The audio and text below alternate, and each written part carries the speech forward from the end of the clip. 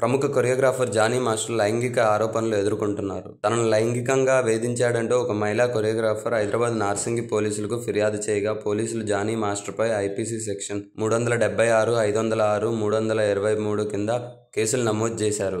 ఇక Johnny master లాంటి వాళ్ళని కఠినంగా శిక్షించాలని సోషల్ మీడియాలో నెటిజన్లు కోరుతున్నారు. ఇప్పటికే ఫిలిం ఛాంబర్ సైతం దీనిపై స్పందించింది. ఇదే సమయంలో గతంలో ఓ షోలో కమెడియన్ హైపర్ ఆది జానీ మాస్టర్పై చేసిన వ్యాఖ్యలు ఇప్పుడు హాట్ టాపిక్గా మారాయి.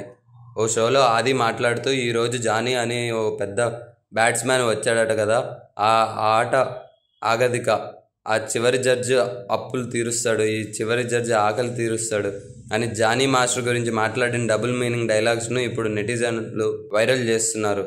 షోలో కామెడీగా చెప్పిన డైలాగ్సే ఇప్పుడు నిజమయ్యాయని ట్రోలింగ్ మొదలుపెట్టారు. ఇక Telugu film chamber of commerce నుంచి కమిటీ సభ్యులు ఝాన్సీ తమ్మారెడ్డి సంచలన విషయాలు బయటపెట్టారు. 5 ఏళ్ల పాటు ఆ అమ్మాయి నరకం చూసిందని, తను 16 నుంచి 21 ఏళ్ల వరకు లైంగిక వేధింపులకు గురవుతూనే ఉందని తెలిపారు.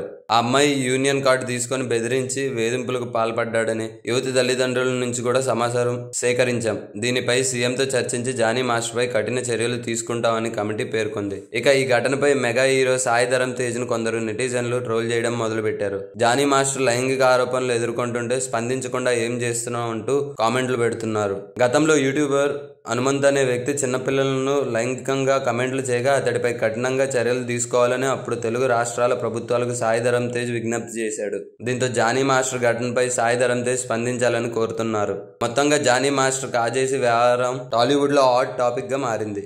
సబ్స్క్రైబ్ చేయండి. Please do subscribe to. Please like, share and subscribe to top Telugu TV. Top Telugu TV. Top Telugu TV.